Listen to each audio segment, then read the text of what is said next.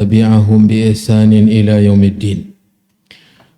Amma ba'du, kaum muslimin, kaum muslimat, para jemaah yang semoga senantiasa dirahmati dan dimuliakan Allah. Malam hari ini adalah malam yang ke-22 dari bulan Sya'ban, dan kita akan lanjutkan pembahasan pekan yang lalu, yaitu tentang bulan Ramadan. Kita sudah pelajari pada pertemuan yang lalu tentang keutamaan bulan Ramadan, bahwa bulan Ramadan adalah bulan yang dipilih oleh Allah untuk menjadi sebab kemenangan, menjadi kesempatan seorang mukmin memperoleh berbagai keuntungan dari ganjaran pahala yang berlipat ganda, ampunan dosa, pembebasan dari neraka, dan kemuliaan-kemuliaan lainnya seperti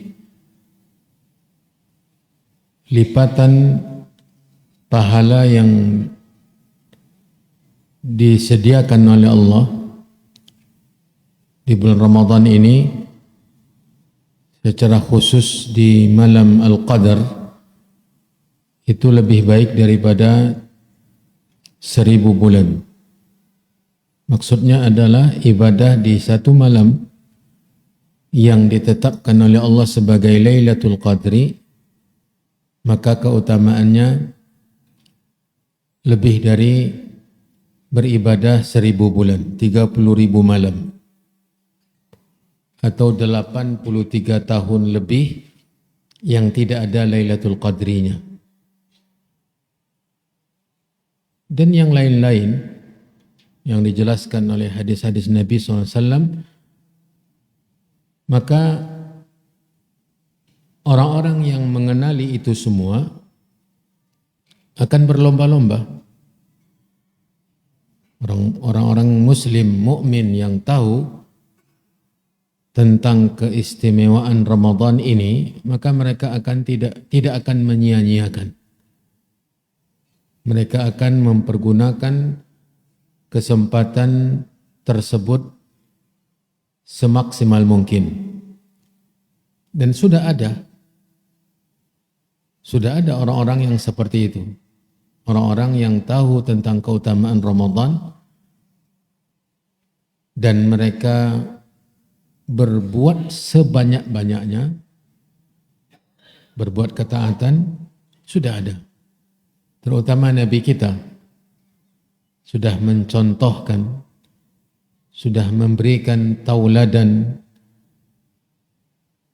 sebagaimana yang diceritakan oleh para sahabatnya. Bagaimana di bulan Ramadan itu ibadahnya lebih banyak dari bulan-bulan yang lain.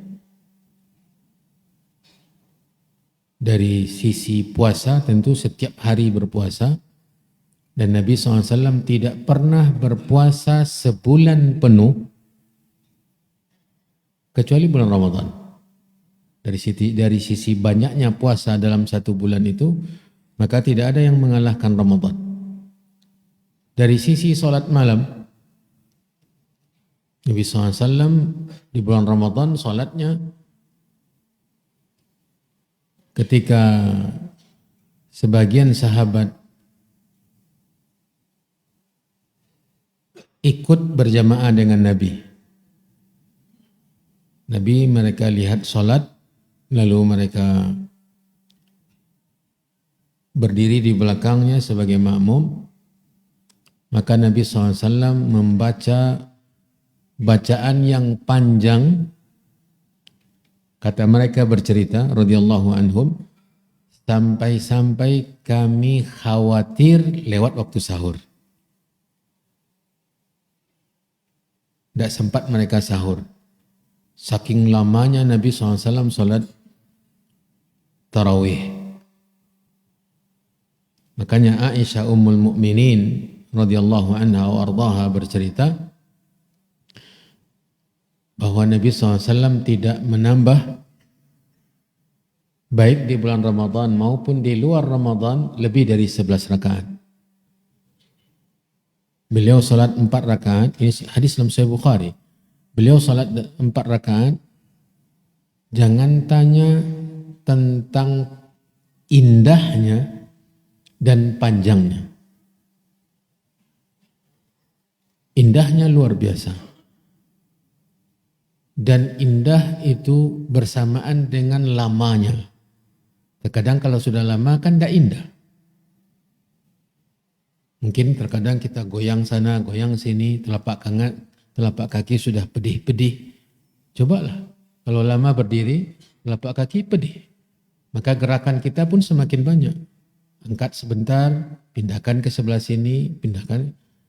Kata Aisyah, jangan tanya tentang indahnya. Indahnya maksudnya kekhusyukan, ketenangan dalam ibadah sholat malam yang begitu panjang. Bayangkan juga ketika Nabi SAW membaca ayat-ayat Allah, tiba ayat rahmat, dia berhenti. Tentang cerita tentang surga misalnya, dia berhenti. Lalu dia memohon kepada Allah surganya. Ketika ada ayat yang bercerita tentang neraka, dia berhenti. Lalu dia meminta perlindungan kepada Allah dari nerakanya. Sudah berapa lama tambahannya itu? Dan dalam Al-Quran sekian banyak cerita tentang surga dan neraka. Sekian banyak cerita tentang ampunan Allah. Sekian banyak cerita tentang ancaman, siksa, hukuman yang diberikan oleh Allah kepada manusia yang ingkar. Banyak cerita itu. Bayangkan kalau seandainya dalam satu surat itu ada berkali-kali cerita tentang surga, tentang nikmat yang diberikan oleh Allah kepada orang beriman, dan juga sebaliknya tentang neraka. Berapa kali Nabi berhenti untuk meminta, berdoa. Setelah itu dia sholat 4 rakaat lagi. Lalu jangan tanyakan betapa indahnya dan panjangnya yang 4 rakaat ini. Ya. Kata para sahabat, kami ikut sholat bersama beliau, saking lamanya kami khawatir tidak keburu sahur. Berarti sampai apa? Sampai subuh, mendekati subuh. Itulah sholat Nabi. Jadi ini contoh pertama, orang yang mengenal keutamaan Ramadan. Itu baru sholatnya. Baru puasa dan sholat. Puasanya Nabi SAW berpuasa sebulan penuh selama Ramadan.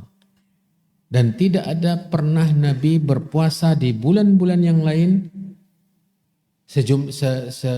sepanjang bulan atau selama 1 bulan penuh. Kecuali bulan Sya'ban, Nabi SAW banyak berpuasa tetapi tidak lengkap. Tidak menggenapkan 1 bulan penuh karena tidak ada yang sebulan Nabi berpuasa kecuali Ramadan. Dari sisi puasanya, maka Nabi SAW berbeda puasanya di bulan Ramadan dengan bulan yang lain. Dari sisi qiyam sholat malamnya juga demikian. Belum lagi sedekahnya. Sedekahnya. Nabi SAW sudah manusia yang suka bersedekah, yang suka berinfak, yang suka memberi, yang sangat dermawan. Dermawannya, Nabi SAW tidak pernah menolak apapun yang meminta, siapapun yang meminta. Siapapun yang meminta pasti diberi oleh Nabi. Jika yang diminta itu ada. Jika yang diminta itu ada, maka Nabi memberi. Itu yang pertama. Ini sudah simbol kedermawanan. Tidak pernah tidak memberi siapapun yang meminta. Nah, coba bandingkan dengan kita. Seringkali kita tidak memberi orang-orang yang meminta. Dan bahkan muncul pertanyaan, Ustaz, bagaimana hukumnya bersedekah kepada orang yang meminta-minta? Mana tahu dia profesinya saja. Orangnya banyak duitnya tapi tidak minta. Sampai sebegitunya kita berat untuk memberi. Sampai muncul pertanyaan itu, karena kita berat memberi. Rasa-rasa tidak berguna kita berikan kepada orang yang dia kaya tapi meminta. Nabi SAW tidak peduli itu. Siapapun minta Nabi memberi. Itu yang pertama. Yang kedua, Nabi bila memberi, Nabi SAW tidak peduli apa yang tersisa untuknya. Tidak peduli apa yang tersisa untuk dirinya. Bahkan dia lebih menyukai, dia tidak punya apa-apa tetapi dia banyak memberi. Ada yang seperti itu? Susah mencari yang seperti itu. Nabi SAW kekurangan. Kekurangan dari sisi makanan, pakaian, makanannya juga kekurangan. Dalam riwayat Nabi SAW, bila memakan roti, itu roti yang dia makan, tidak ada yang kualitasnya menengah ke atas. Maksudnya kan roti itu berkualitas juga. Ada kelas-kelasnya. Roti yang dia makan itu lebih banyak yang rendah. Ya, bukan yang mahalnya, bukan yang berkualitasnya, bukan yang level tingginya. Ya. Itu yang dimakan Nabi SAW. Begitu juga kurmanya.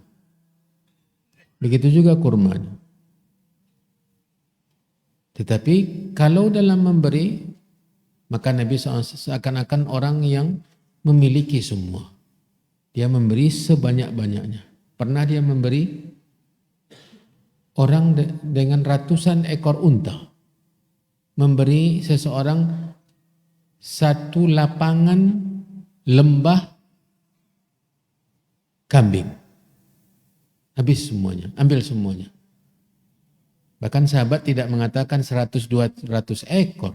Dia mengatakan yu'ti ghanaman baina jabalain. Dia memberi kambing sebanyak hamparan yang di antara dua gunung. Lapangan di antara dua gunung luas. Apalagi padang pasir sana. Itu diberi oleh Nabi SAW. Itu simbol kedermawanan Nabi yang tidak akan tertandingi oleh siapapun. Sehingga dia lebih sering kekurangan karena memberi. Bukan karena tidak punya. Bahkan lewat satu purnama, 2 purnama, 3 purnama, maksudnya 1 bulan, 2 bulan, 3 bulan, tidak pernah mengepul asap dari dapurnya untuk memasak sesuatu. Istrinya Aisyah radhiyallahu anha ditanya, lalu apa yang kalian makan? Kata Aisyah, kami makan al-aswadan, untuk istilah untuk air dan kurma. Air dan kurma, itu yang mereka makan berbulan-bulan. Tidak ada yang lain. Bukan Nabi tidak mampu mendapatkannya. Nabi mampu mendapatkan. Tapi yang dia punya itu selalu untuk orang. Itulah Nabi SAW. Kedermawanan yang seperti itu, ketika di bulan Ramadan ternyata semakin meninggi. Semakin tinggi tingkat kedermawanannya di bulan Ramadan. Kata Ibn Abbas, وَكَانَ أَجْوَدَ مَا يَكُونُ فِي رَمَضَانِ حِينَ يَلْقَاهُ جِبْرِيلٌ فَيُدَارِسُهُ الْقُرْآنِ. Kedermawanannya semakin tinggi, semakin bertambah ketika Ramadan, di saat malaikat Jibril melakukan mudarasatul Quran bersama beliau. Ada catatan penting, mungkin faedah bagi kita. ketika Ibnu Abbas membawakan ungkapan tadi, diiringkan oleh Ibnu Abbas antara naiknya tingkat kedermawanan Nabi di bulan Ramadan itu ada faktor-faktornya. Yang pertama, ketika seseorang bersama orang yang baik, bersama orang saleh, bersama orang yang dekat dengan Allah, yang taat beribadah. Itu yang kita jumpai di bulan Ramadan. Kecuali orang-orang yang memang tidak mencintai Ramadan. Ya. Ketika di bulan Ramadan itu kita bersama orang-orang yang baik, lebih sering berada di masjid, lebih banyak bersama orang-orang yang dekat dengan Allah, yang berlomba-lomba mengejar surga, tentu semangat kita untuk bersedekah semakin tinggi. Karena Nabi SAW bersama malaikat Jibril. Itu faktor pertama. Faktor kedua, bersama kitabullah. Ya, ketika Ramadan itu bulan Al-Quran, Nabi SAW ketika kebersamaannya dengan Al-Quran di bulan Ramadan itu bersama juga dengan malaikat Jibril, ada yang baru, yang istimewa, maka kedermawanannya semakin tinggi. Catatannya apa? Kalau kita ingin seperti itu, maka buat seperti itu pula. Di bulan Ramadan kita coba cari orang-orang yang baik. Bersama mereka kita bersama kitabullah.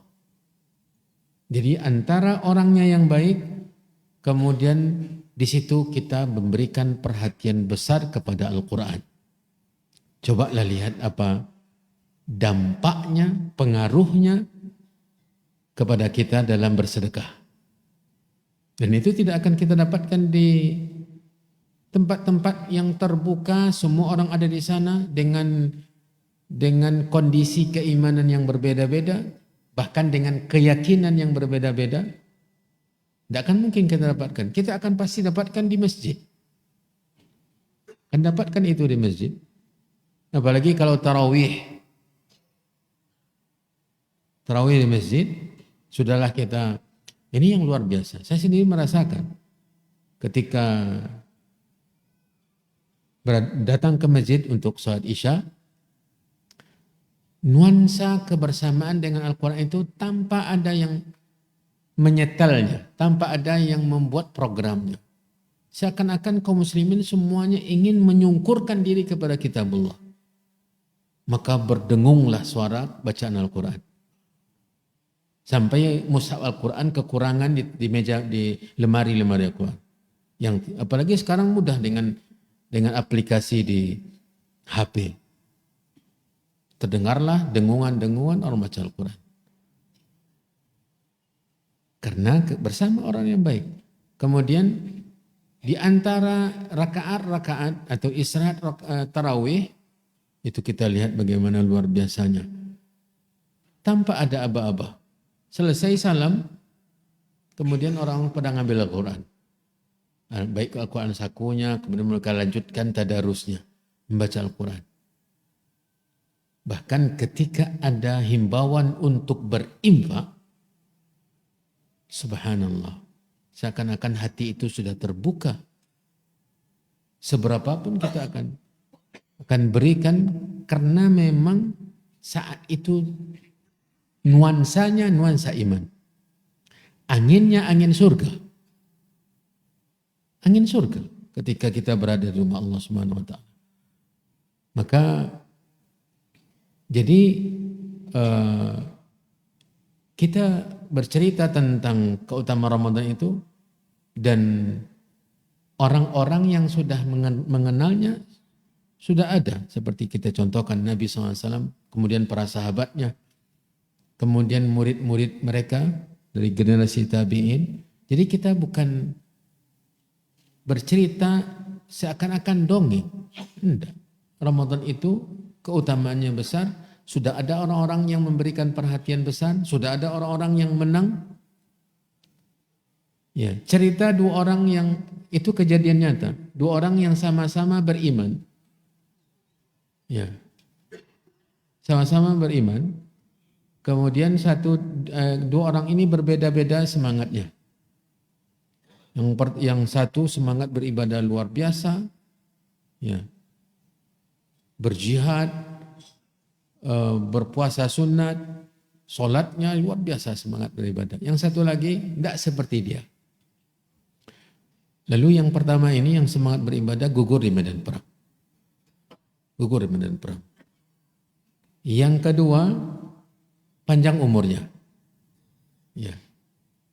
Allah berikan perpanjangan usia 1 tahun sehingga dia berjumpa dengan Ramadan di tahun setelahnya. Bermimpi salah seorang sahabat, dia melihat orang berdua ini berada di depan surga. Lalu tiba-tiba keluarlah yang dari dalam surga untuk memanggil mereka. Ternyata yang dipanggil masuk pertama kali adalah orang kedua. Orang kedua. Setelah itu barulah orang yang pertama meninggal. Yang bercerita yang mimpi ini heran ya. Bangun tidur dia heran. Ini mimpi saya benar apa tidak ini? Kalau benar ini tidak sesuai, tidak cocok dengan kenyataan. Logikanya tentu orang yang tadi syahid yang pertama dipanggil masuk surga. Karena dia yang rajin beribadah, bersemangat beribadah. Lalu mereka di siang harinya bercerita sana sini, tersebarlah berita tersebut sampai kepada Nabi SAW. Lalu Nabi mengatakan, apa yang kalian herankan? Bukankah dia sudah dapat perpanjangan umur 1 tahun? Nah, coba hitung berapa kali sholatnya. Apalagi dia berjumpa dengan Ramadan. Ini yang menjadi syahid kita. Dia berjumpa dengan Ramadan sehingga dia mengisi Ramadan dengan puasa, dengan ibadah-ibadah yang lain yang sudah tidak didapatkan oleh orang yang pertama karena dia lebih dulu meninggal. Lihat bagaimana Nabi SAW memberikan pelajaran kepada kita bahwa Ramadan itu istimewa. Kalau kita misalnya berkurang ketaatan selama 11 bulan, jangan sampai keadaan kita sama ketika Ramadan tiba. Tidak ada yang bertambah. Yang baru dalam bulan Ramadan itu bagi sebagian kaum muslimin hanya puasa saja. Itu saja yang baru. Sholatnya yang dilalaikan juga seperti itu. Qiyam Ramadan sama sekali tidak ada mengenal masjid di malam-malam Ramadan. Tidak mengenal masjid. Dia tahu hanya bulan puasa. Namanya kan saja bulan puasa. Nah, sekedar berpuasa siang harinya. Apa yang dilakukan oleh orang-orang yang ingin berlomba-lomba untuk mengejar surga dan ampunan Allah, itu mereka tidak peduli. Sama sekali tidak peduli. Coba lihatlah kenyataan. Lihat kenyataan. Jadi para jemaah yang dirahmati dan dimuliakan oleh Allah Subhanahu wa taala, yang saya maksud adalah kita sekarang ini bukan melakukan sesuatu yang baru. Kita sudah didahului oleh orang-orang yang lain, orang-orang sebelum kita. Kita tinggal mengikuti orang-orang yang sudah mengisi Ramadan dengan sebaik-baiknya. Tinggal kita baca cerita para Nabi SAW, tuntunannya, cerita para sahabat, murid-murid mereka, generasi tabi'in, ulama-ulama, dan sampai hari ini akan tetap ada orang-orang yang seperti itu. Saya yakin sekali bahwa sangat banyak kaum muslimin yang sangat mengenal tentang keutamaan Ramadan sehingga ada di antara mereka yang ekonominya biasa-biasa saja tapi dia sudah persiapkan 11 bulan 11 bulan dia persiapkan demi di bulan Ramadan dia tidak bekerja lagi. Ada orang yang seperti itu? Ada orang. Itu taufik dari Allah Subhanahu wa taala.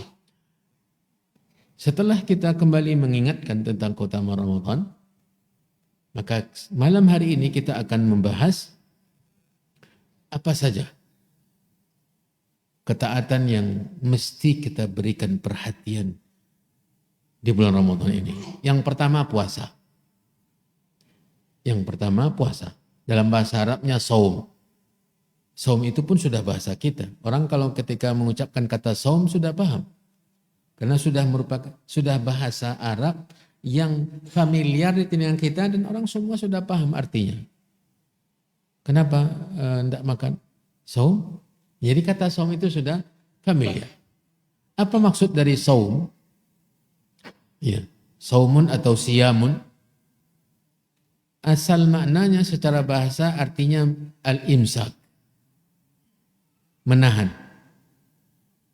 Jadi puasa itu menahan. Puasa itu menahan. Secara bahasa Arab. Makanya terkadang digunakan kata puasa, kata saum, untuk menahan diri dari berbicara. Kata saum digunakan untuk makna menahan diri dari berkata-kata. Seperti ungkapan Maryam Ibnatu Imran di surat Maryam itu sendiri Allah ceritakan, Inni nadhartu lirrahmani sauman. Inni nadhartu lirrahmani sauman. Sesungguhnya saya bernazar karena Allah. Ini juga perlu kita catat. Bahwa puasa itu bukan hanya sekarang kita harus ikhlas. Orang-orang dahulu juga berpuasa ikhlas. Nazartu lirrahmani. Lillah. Saya bernazar karena Allah. Dan ini yang harus kita latih. Dan puasa itu, berpuasa itu, sebenarnya proses pelatihan keikhlasan yang luar biasa. Karena ibadah puasa tidak bisa kita perlihatkan ke banyak orang. Tidak bisa membedakan, tidak bisa kita melihat, oh ini orang berpuasa, kecuali kita bertanya. Kalau orang sholat kita nampak, dia ruku, dia sujud, oh ini orang sholat, tanpa kita tanyakan ke dia, kita sudah tahu dia sholat. Jangankan orang tua, anak kecil saja, ketika kita lihat dia sujud, anak baru bayi bergerak-gerak kayak anak kecil di depan kita ini.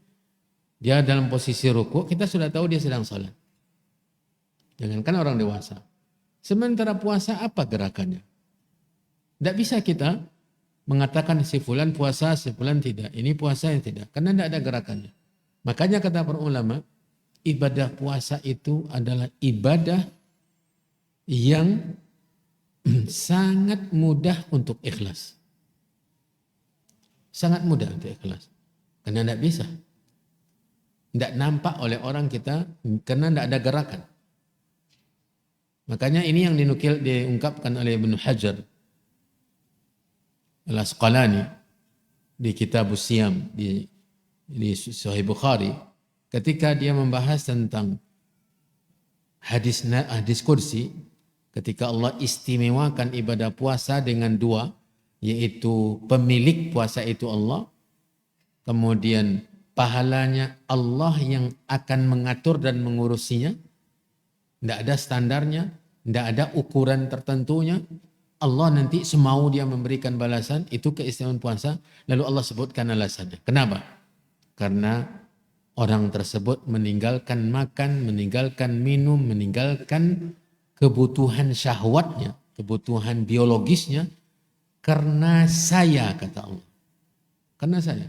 Kalau bukan karena Allah, mudah orang untuk mengatakan kepada orang lain dia sedang berpuasa tapi dia juga makan. Ada enggak? Dia puasa, padahal dia makan. Karena ketika makan tidak nampak oleh orang. Bahkan ada kalanya ketika anak-anak berpuasa, ya, apalagi yang mandi, yang sambil mandi menampung dengan mulutnya untuk menelan air. Ya. Atau menyelam di sungai. Bisa jadi ketika menyelam minum air. Tidak ada yang tahu. Tidak ada yang tahu. Tetapi kenapa umumnya yang berpuasa tidak mau? Nah, itulah rahasianya. Karena proses pelatihan untuk ikhlas yang sangat mudah dari puasa. Dari puasa. Kata Allah, yada'u ta'amahu wa syarabahu wa syahwatahu min ajli. Karena saya mereka tidak mau makan. Walau dia berada di dalam kamarnya di rumah sendirian. Di rumah sendirian. Makanan ada. sisa sahur tadi malam. Masih enak-enaknya. Atau minuman masih ada. Haus ya, haus-hausnya. Tidak ada dia mau minum. Walau tidak nampak oleh seorang pun. Walau tidak ada seorang pun di sana, dia akan minum. Kenapa dia tidak mau minum? Karena dia ikhlas karena Allah. Dia tahu Allah Maha melihat. Ini pelajaran yang luar biasa.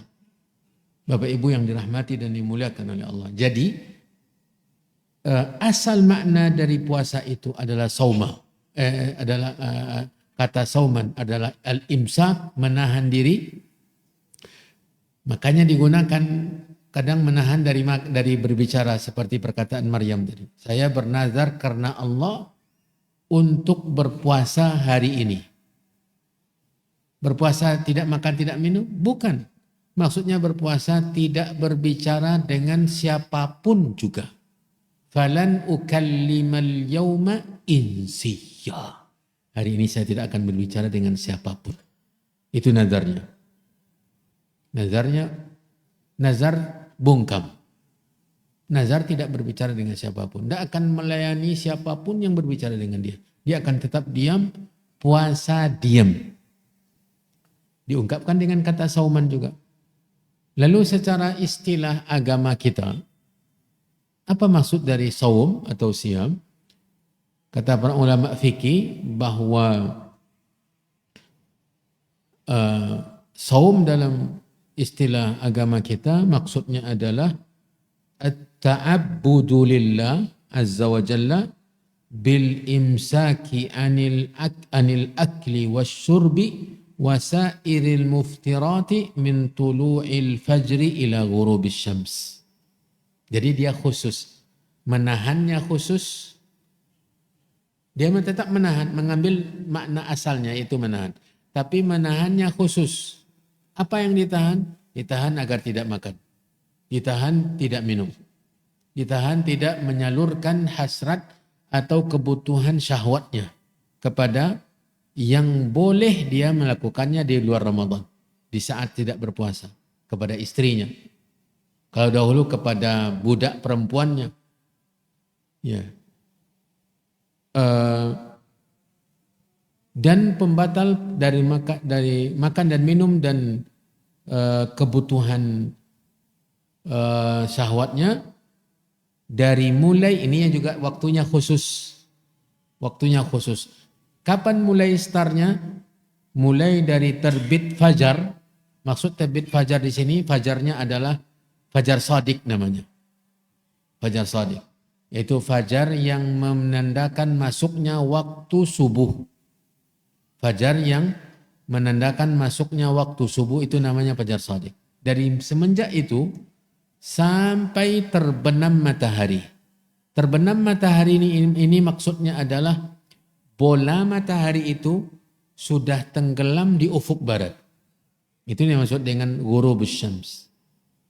Sudah tenggelam, bukan tidak ada sama sekali cahaya. Tidak. Karena cahaya matahari ini akan tetap ada sampai hilangnya warna merah di ufuk barat. Itu syafaq namanya.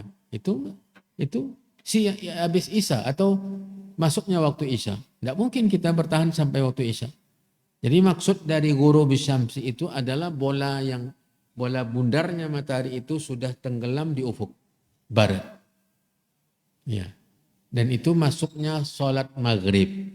Jadi antara masuknya waktu subuh dengan masuknya sholat maghrib itulah puasa yang dalam istilah syariat agama Islam.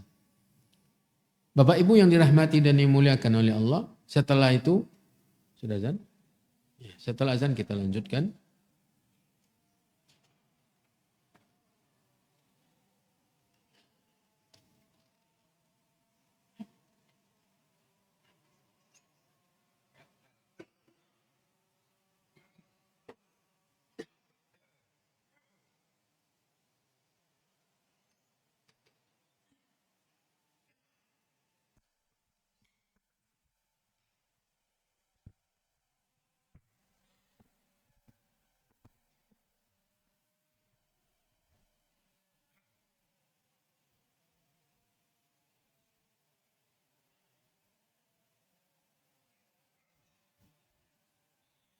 الله أكبر الله أكبر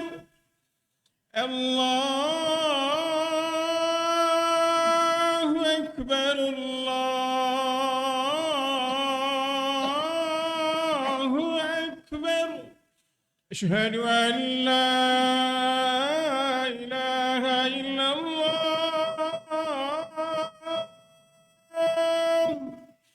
أشهد أن لا إله إلا الله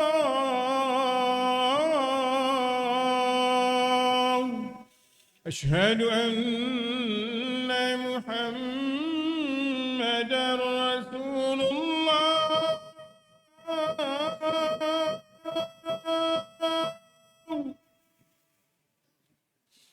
أشهد أن محمدا رسول الله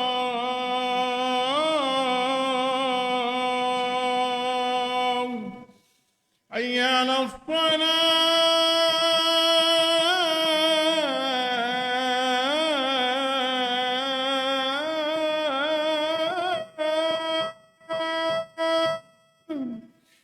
حي على الصلاة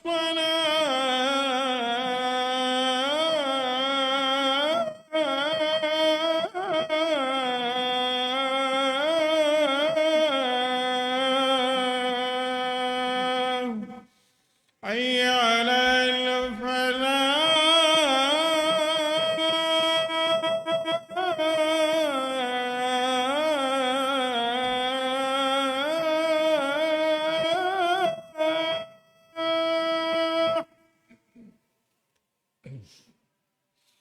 حي على الفلاح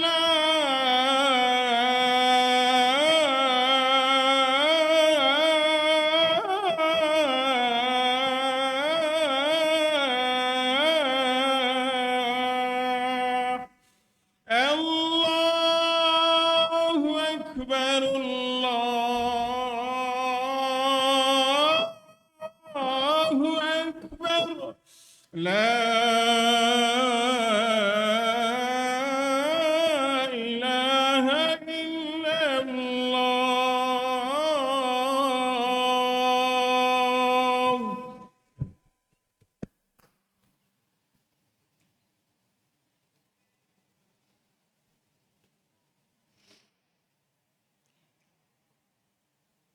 Kaum muslimin, kaum muslimat, para jemaah yang dirahmati dan dimuliakan Allah. Setelah kita mengetahui maksud dari saum atau siam atau dalam bahasa kita berpuasa, kita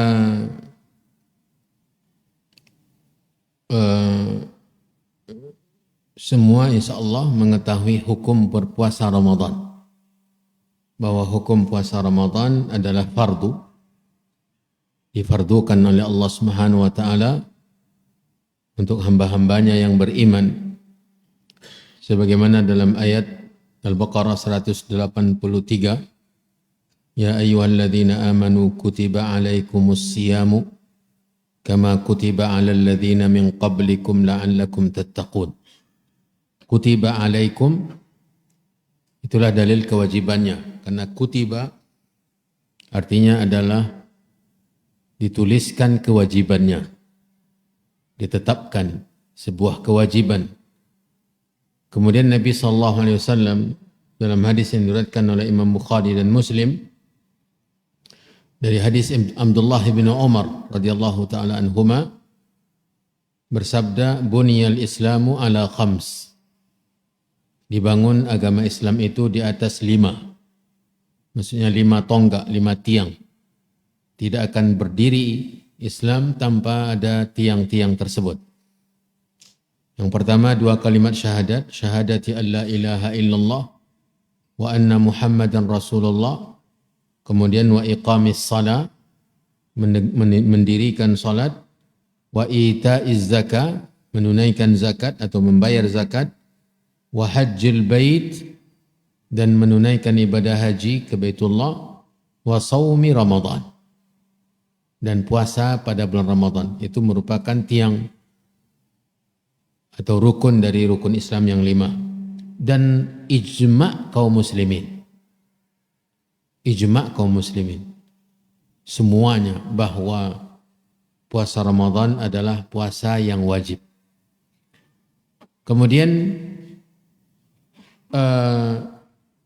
kapan atau siapa saja atau siapa orang yang wajib dia berpuasa. Yang wajib berpuasa Ramadan adalah seorang muslim yang sudah baligh atau sudah berumur baligh. Umur baligh itu umur taklif, bahwa dia sudah diwajibkan mengerjakan apa yang difardukan oleh Allah Subhanahu wa taala dengan tanda-tanda baligh yang dijelaskan dalam kitab-kitab fikih. Ya. Baik laki-laki maupun perempuan. Kemudian yang ketiga, kriteria yang wajib berpuasa setelah Islam, setelah baligh adalah akal. Yang berakal, maka orang gila tidak wajib puasa. Jangankan puasa, semua perintah agama tidak wajib. Karena agama ini diikatkan dengan akal. Makanya catatan tulisan dosa atau pahala diangkat bagi atas orang yang gila. Rufi'al qalamu an thalath. Pena pencatatan amalan, baik dosa maupun pahala, itu tidak akan diletakkan di atas kertas catatannya, tidak akan dituliskan apa-apa bila seseorang itu satu dari 3. Yang pertama, as-sabi hatta yahtalima, anak-anak yang belum baligh. Itu dia tidak akan dicatat berpahala, tidak akan dicatat berdosa. Bila dia berbuat kebaikan, maka tidak catat pahala. Bukunya masih kosong, masih bersih, masih putih sebelum baligh. Kemudian yang kedua, anil majnuni hatta yafiqa. Orang gila sampai dia sembuh.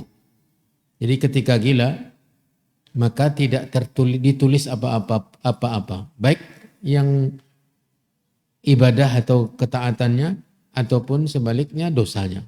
Atau yang terhukum dosa, maka tidak ditulis sebagai dosa. Kemudian, anin naimi hatta istaqidha. Orang yang tidur, bila dia melakukan sesuatu, misalnya sambil tidur baca Al-Quran. Ada orang sambil tidur baca Al-Quran? Ada, tidak berpahala dia. Tidak ditulis pahala. Ya. Atau sambil tidur mengucapkan kata-kata dosa. Ya, mengucapkan kata-kata dosa. Atau sambil tidur melakukan sesuatu yang dalam hukum Islamnya berdosa, tapi tidak dicatat sebagai dosa karena dia sedang tidur.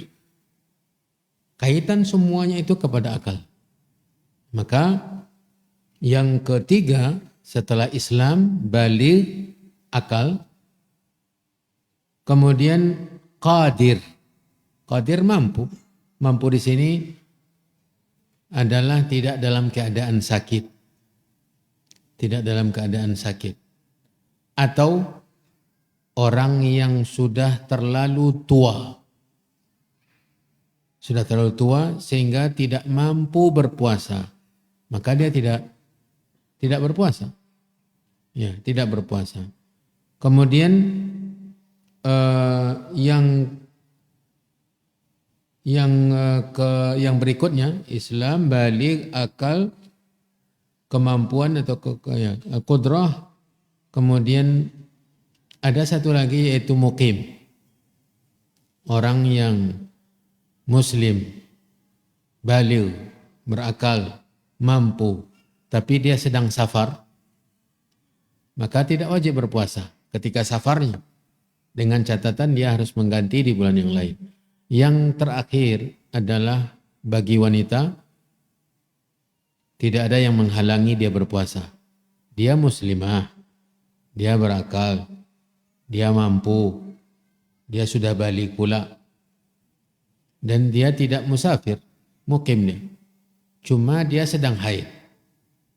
atau baru melahirkan. Pasca melahirkan maka tidak wajib berpuasa. Inilah beberapa kriteria wajibnya seseorang berpuasa. Kemudian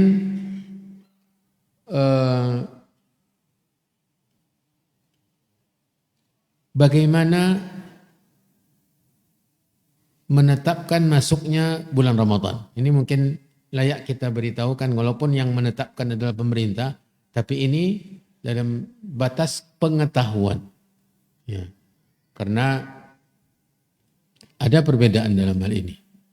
Jadi kalau kita kaji hadis-hadis Nabi, maka tidak akan keluar dari dua cara.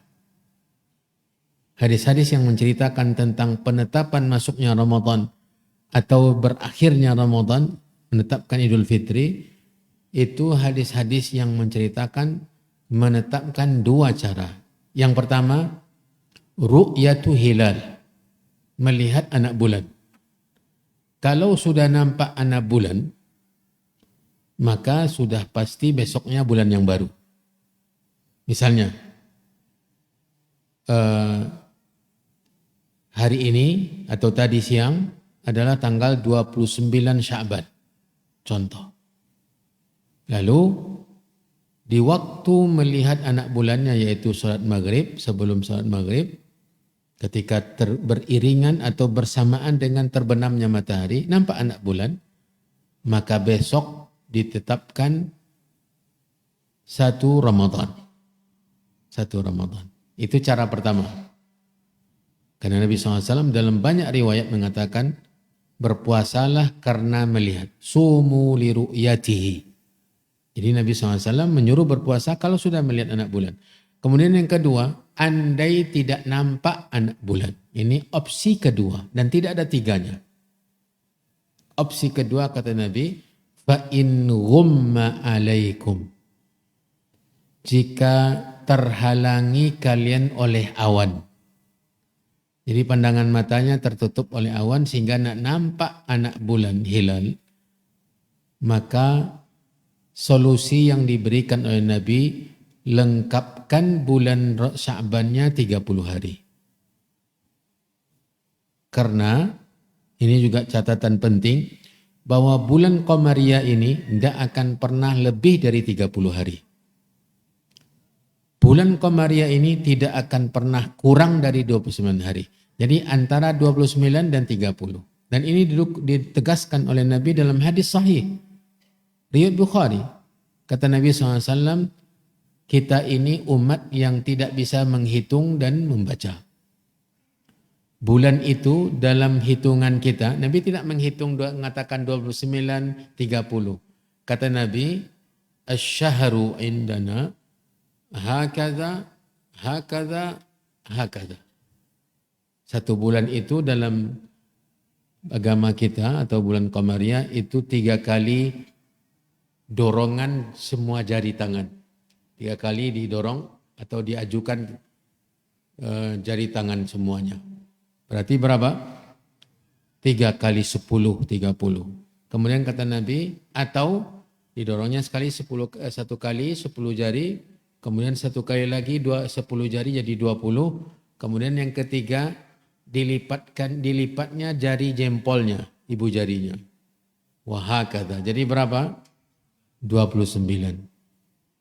Itulah perhitungan bulan Qamariyah. Jadi ketika menetapkannya apakah bulan Sya'ban itu 29 atau 30, harus dilihat anak bulan pada malam ke-30-nya. Ternyata bila nampak anak bulan berarti bulan Sya'ban 29 hari. Besoknya tanggal 1 Ramadan. Bila tidak terlihat anak bulan, tidak nampak anak bulan, walaupun dia memang ada cuma tertutup oleh awan, maka lengkapkan bulan Sya'ban itu 30 hari.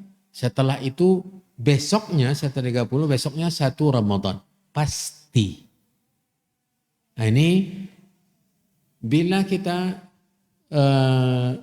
lakukan penelitian terhadap riwayat-riwayat tentang itu dari Nabi SAW. Para jemaah yang dirahmati dan dimuliakan oleh Allah Subhanahu Wa Taala, yang berkenaan dengan ibadah puasa adalah adanya sahur dan sudah pasti adanya berbuka. Kalau sahur bisa jadi ada yang tidak sahur. Tetapi sudah pasti semua yang berpuasa berbuka. Ya, yang berpuasa pasti berbuka. Sementara apakah semua yang berpuasa dia sahur? Ketiduran langsung, bangunnya subuh. Berarti tidak sahur dia, tetap berpuasa Ramadan. Namun nanti berbuka iya. Terkait dengan sahur ini, makan sahur ini adalah sunnah Nabi. Pembeda antara puasa kaum muslimin, umat Islam dengan puasa umat-umat terdahulu. Sahur itu. Di samping dia sunnah Nabi, yang kedua dia adalah pembeda antara puasa kaum muslimin dengan puasa umat-umat terdahulu. Kemudian Nabi SAW mengatakan bahwa makan sahur itu berkah. Makan sahur. Makannya itu berkah. Makanan yang disantap ketika sahur itu berkah. Berarti ada dua keberkahannya. Makannya itu keberkahan. Perbuatan makan itu berkah. Kemudian yang kedua, makanan yang dimakan untuk sahur itu berkah. Kata Nabi SAW, tasahharu fa inna fis sahuri barakah. Makan sahurlah kalian karena pada makan sahur itu ada keberkahan. Berkah yang dimaksud di situ amalannya, makannya. Kemudian yang kedua, makanan yang dimakan itu berkah. Apapun makanannya. Apapun makanan yang dimakan waktu sahur itu berkah. Kemudian hikmah dari sahur ini memberikan kita kekuatan untuk berpuasa esok harinya. Sangat berbeda antara orang yang puasa tanpa sahur dengan orang yang berpuasa sahur. Berbeda.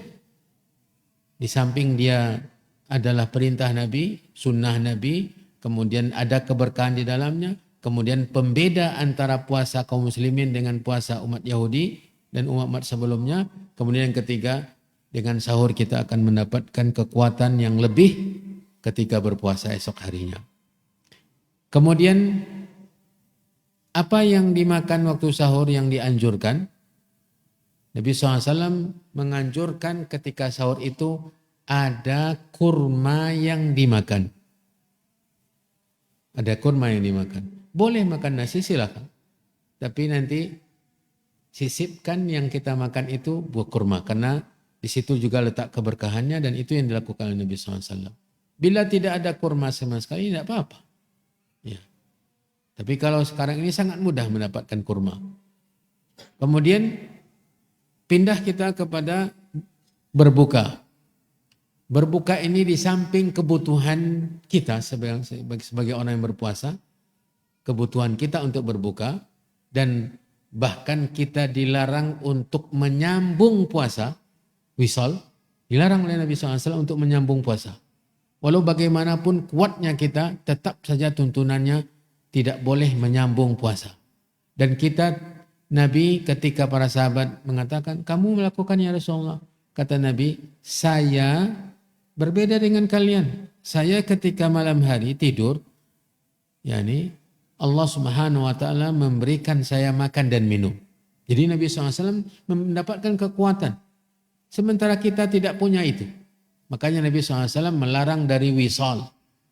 Maka kita sangat butuh dengan berbuka.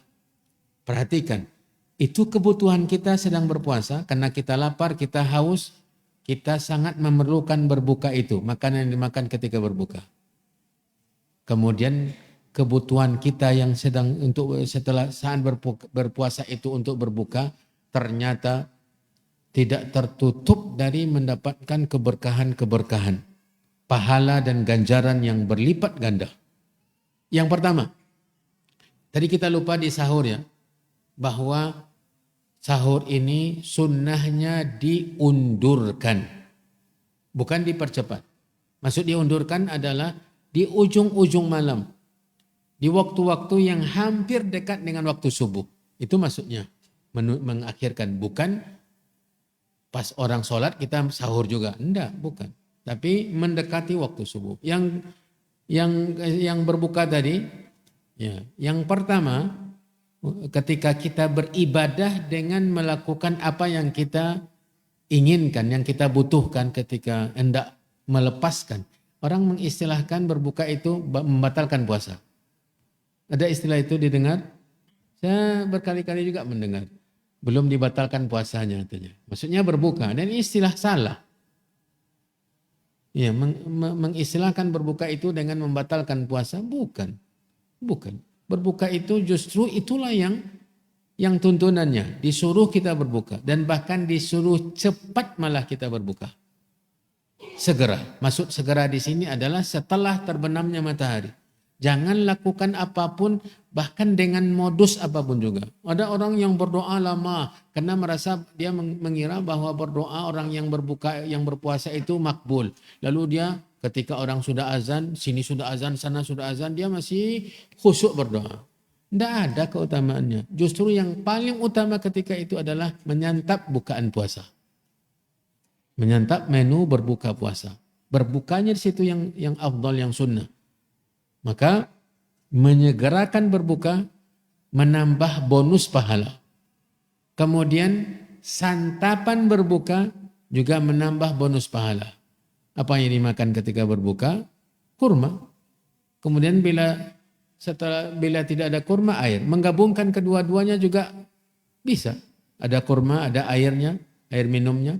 Silakan berbuka dengan itu. Yang pertama-tama masuk ke tenggorokan kita menu itu, makanan tersebut, minuman itu. Yang pertama masuk ke tenggorokan. Berbeda dengan sebagian orang, yang pertama yang dilakukan ketika berbuka, asap yang masuk ke tenggorokannya. Asap yang dihirupnya. Subhanallah, keluar dari fitrah. Padahal yang orang berpuasa itu kan antara haus dan dahak dan lapar.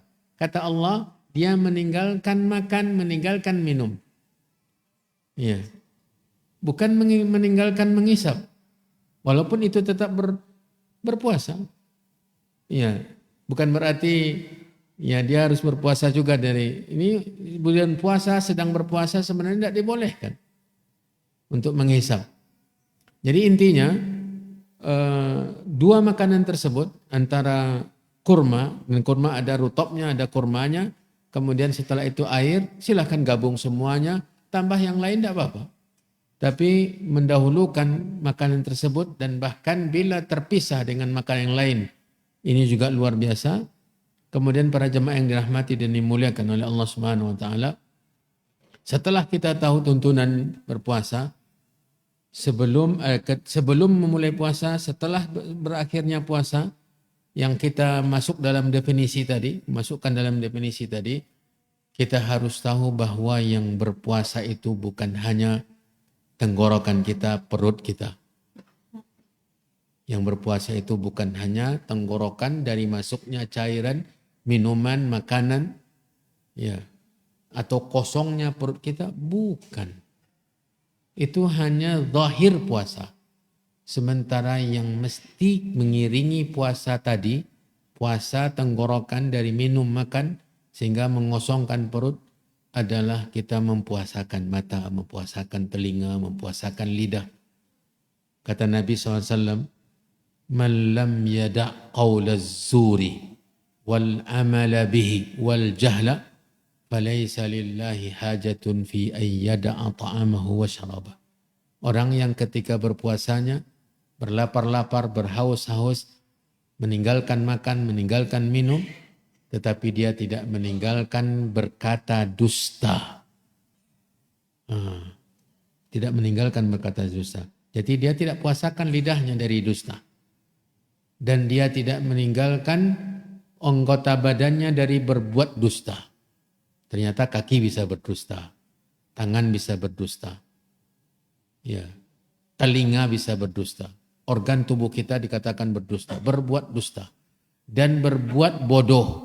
Berbuat bodoh ini adalah perbuatan-perbuatan yang menentang adab akhlak yang mulia.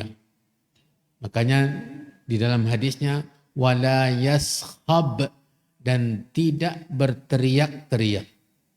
Ya, teriak-teriak ini bersuara keras yang Tidak layak diucapkan oleh dikeluarkan oleh seseorang. Apalagi bersuara keras meneriaki, menyumpahi, memarahi orang lain. Ya. Itu yang wal jahla. Bila seorang yang sudah menahan diri dari makan minum, tapi tidak menahan dirinya dari yang tadi, berkata dusta, berbuat dusta, perbuatan bodoh, maka Allah Subhanahu wa taala tidak memerlukan haus dan laparnya dia. Berarti tidak ada pahala puasanya. Ini yang harus kita camkan baik-baik. Apalagi kalau kita di hari-hari, di siang-siang berpuasa itu bersentuhan dengan banyak orang. Saudara-saudara kita yang bekerja di pasar. Atau nanti akan yang ada dalam perjalanan. Di perjalanan. Ada saja di bulan puasa itu. Setan pasti akan memudahkan sebab-sebab kita bertengkar. Sebab-sebab kita berselisih. Sebab-sebab kita berbantahan mulut. Berbantahan mulut. Nah, ini semuanya perusak puasa. Maka kata Nabi SAW, in qatalahu in sabbahu ahadun aw qatalahu. Jika orang berpuasa itu ada dicela oleh orang lain atau dipukuli, disakiti fisiknya oleh orang lain, maka dia tidak boleh membalas, justru dia mengatakan saya sedang berpuasa. Subhanallah. Ini semuanya adab puasa yang diajarkan oleh Nabi. Jadi orang berpuasa itu tidak ada dosa yang dikerjakan. Tidak ada seleranya untuk berbantah-bantahan. Bercakap tidak ada. Ya.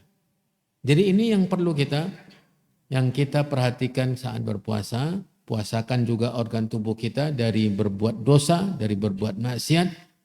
Coba karena nuansanya memang seperti yang sudah kita pelajari di pekan yang lalu tentang keberkahan-keberkahan yang dibentangkan oleh Allah. Pintu surga yang dibuka, pintu neraka yang ditutup. Ada lagi di mana setiap malamnya ada yang memanggil, yang menyeru. Yang menyeru seruan mengajak untuk berbuat baik. Ya baghiyal khairi aqbil. Yang mau berbuat baik silakan. Ini waktunya. Yang masih mau berbuat dosa dan kemaksiatan hentikan. Bukan waktunya. Tidak layak bertengkar, berbantah-bantahan. Ya. Apalagi berbantahan di masjid. Bercakap di rumah Allah. Sedang puasa pula. Subhanallah. Betapa mudahnya setan merusak. Walaupun dibelenggu berarti yang masalahnya bukan setannya. Karena yang dijelaskan oleh ulama tafsir, oleh pensyarah hadis, dalam sebagian riwayat yang dibelenggu, dirantai oleh Allah itu setan-setan yang jahat. Yang paling jahat. Sementara yang klene-klene, yang kecil-kecil, yang lemah-lemahnya bergentayangan. Kita saking mudahnya bisa dibujuk oleh yang lemah-lemah tadi. Karena di dalam hati kita lemah pula iman kita. Berjaga, ini pentingnya kita mengenal hakikat puasa. Mengenal hikmah dari puasa. Mengenal hukum puasa. Para jemaah yang dirahmati dan dimuliakan oleh Allah. Saya rasa untuk memperbincangkan seluk-beluk tentang puasa sangat butuh waktu yang lama. Dan Alhamdulillah kita ke ceramah-ceramah, kajian-kajian mendekati Ramadan ini sudah luar biasa. Hampir semua ustadz membahas. Jazahumullahu khairan. Dan tinggal kita bagaimana menangkap pesan-pesan tersebut. Jangan hanya sekedar mendengar lalu kita tidak menangkap apa-apa. Cerna. Ada satu yang insya Allah akan saya bahas hari Sabtu besok ini. Yang catatan penting. Bahwa Ramadan ini kita dibukakan untuk berkompetisi tanpa terkecuali. Di kompetisi dunia, perhelatan, perlombaan dunia ini kan sekelompok-sekelompok saja. Sebut apa saja pertandingan. Tidak semua yang bisa ikut. Tidak semua bisa ikut. Perlombaan, perhelatan untuk memperebutkan kursi. Semua bisa? Tidak, yang punya duit aja yang bisa. Ya. Yang punya duit, yang punya selera, yang punya keinginan, yang punya jiwa politik, yang sudah bisa. Tidak semua.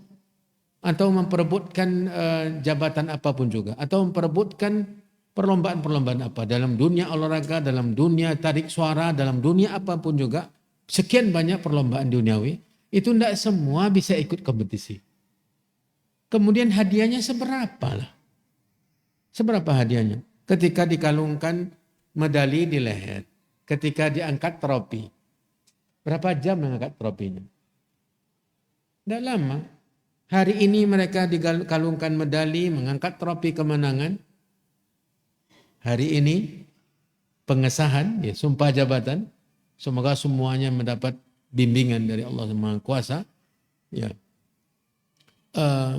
Besok mulai lagi perhelatan atau perlombaan yang baru. Dalam dunia olahraga, tidak berapa lama istirahat nanti ada perlombaan yang baru. Ternyata ketika perlombaan dimulai untuk berikutnya, dari awal mereka sudah kalah. Itu dunia. Hadiahnya tidak seberapa. Ya, kemenangan dirasakan sebentar saja. Kemudian usaha untuk menangnya luar biasa. Dan kemudian olahraga satu musim itu habis tenaga. Latihannya dari pagi, yang pola latihannya juga terkadang kurang istirahat. Kemudian menu makanan yang harus dijaga dan seterusnya.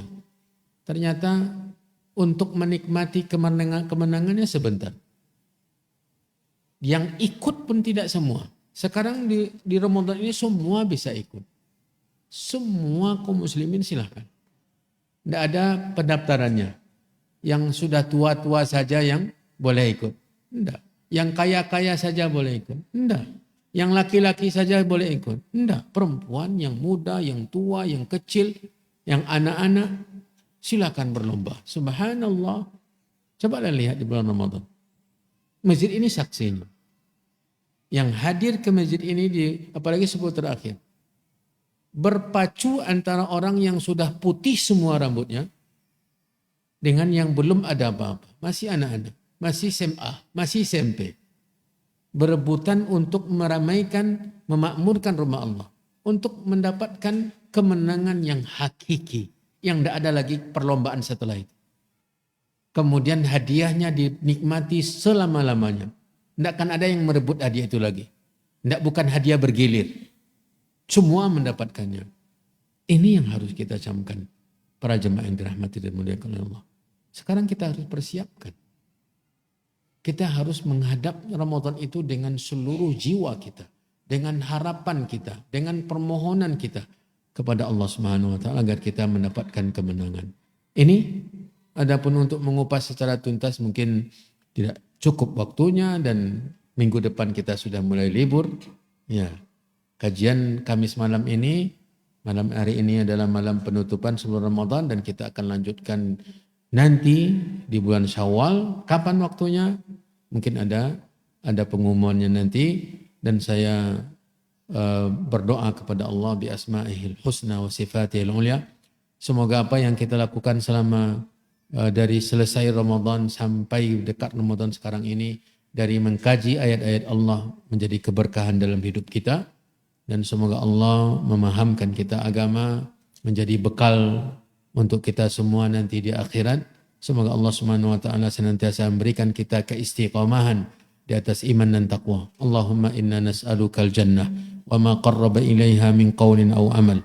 Allahumma inna nas'alukal jannah وما قرب إليها من قول أو عمل اللهم إنا نعوذ بك من النار وما قرب إليها من قول أو عمل اللهم إنا نعوذ بك من النار وما قرب إليها من قول أو عمل اللهم إنا نسألك من الخير كله عاجله وآجله ما علمنا منه وما لم نعلم ونعوذ بك من الشر كله عاجله وآجله ما علمنا منه وما لم نعلم اللهم اغفر لنا ولوالدينا وارحمهم كما ربونا صغارا اللهم وفق إمامنا وولي أمره إلى ما تحب وترضى اللهم آمنا في أوطاننا وأصلح أئمتنا وولاة أمورنا اللهم من أرادنا وأراد بلادنا وأراد الإسلام والمسلمين بسوء فأشغله بنفسه واجعل تدبيره تدميرا عليه اللهم رد كيده إلى نهره يا قوي يا متين ربنا آتنا في الدنيا حسنة wa fil akhirati hasanah wa qina adzaban nar. Wa sallallahu wasallam wa baraka wa an'am ala nabiyyina wa rasulina Muhammad wa ala alihi wa ashabihi wa man tabi'ahum bi ihsanin ila yaumiddin. Wa akhiru da'wana anil hamdulillahi rabbil alamin. Wassalamu alaikum warahmatullahi wabarakatuh.